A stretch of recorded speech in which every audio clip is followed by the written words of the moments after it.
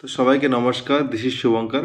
যে আমরা যে কোনো জিনিস যখনই পড়ি বা সেগুলো কিন্তু আমরা ভুলে যাই। বিশেষ বিশেষ করে স্টুডেন্টদের ক্ষেত্রে যারা কলেজ লাইফে আছে, যে ধরো আজকে কিছুদিন পরে পরীক্ষা, কিন্তু এক্সাম হলে যখন গেল কিন্তু সঙ্গে সঙ্গে কিন্তু সেই জিনিসটার মনে করতে পারছে না।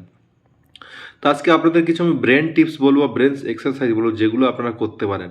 বা এটা শুধু নট অনলি স্টুডেন্ট, এটা আপনি বা আপনার ঘরে যে পরিবারের যে কেউ ব্যক্তি কিন্তু এটা করতে পারে। দেখুন, আমাদের ব্রেনটা এমনভাবে তৈরি যে আমাদের ব্রেনটা কোনো হার্ড ওয়ার্ক করতে গেলেও কিন্তু সবসময় কিন্তু একটু ভাবতে থাকে যে হার্ড ওয়ার্কটা করবো কি করবো না, কেন আমরা হচ্ছে প্রোকাস্টিনেটটা করতে থাকি। প্রোকাস্টিনেটটা সবসময়ের জন্য আমাদের হতে থাকে। যেমন দেখুন, আমি পড়তে বসছেন, আপনি ভাবছেন যে আমি পরে করে নেবো, বা আপনার আমি এক্সাম, ধরুন এক্সাম চলে আসছে, বা আপনি ভাববেন যে আরে আমি দুদিনের মধ্যে তো কমপ্লিট করেই দেবো। তো এগুলো সব আমরা কিন্তু প্রোকাস্টিনেট আমাদের মধ্যে হতে থাকে সব সময়ের জন্য। তো এই জন্য কিছু কিছু এক্সারসাইজ আপনাদের করতে হয়। তো প্রথম এক্সারসাইজ শুনুন আগে, দেখুন কালার কোডিং।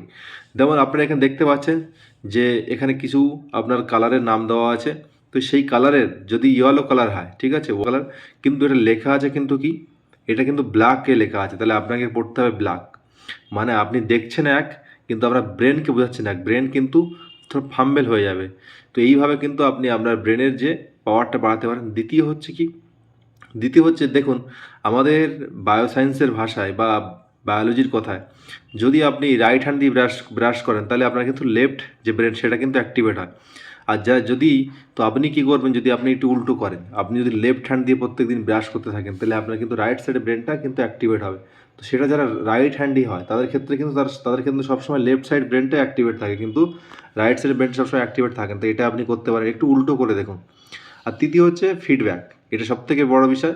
আর আপনি আপনাকে ফিডব্যাক দিতে থাকুন। ফিডব্যাকটা কীভাবে দেবেন, আপনি সারা দিনে যা করলেন, আপনি বসে এক জায়গাতে শান্তভাবে তারপরে ওটাকে রিকল করুন যে আপনি কী করেছেন, আপনি লিখুন, ঠিক আছে। এই যে লেখা, এটা কিন্তু সবথেকে বড় বিষয়। যখন আপনি রিকল করতে থাকেন, দেখবেন বেশ কিছুদিনের মধ্যে কিন্তু আপনি একটা ভালো রেজাল্ট পেয়ে যাচ্ছেন। তো আপনারা ফিডব্যাক করে জানান ভিডিওটা কেমন লাগলো। Thank you so much.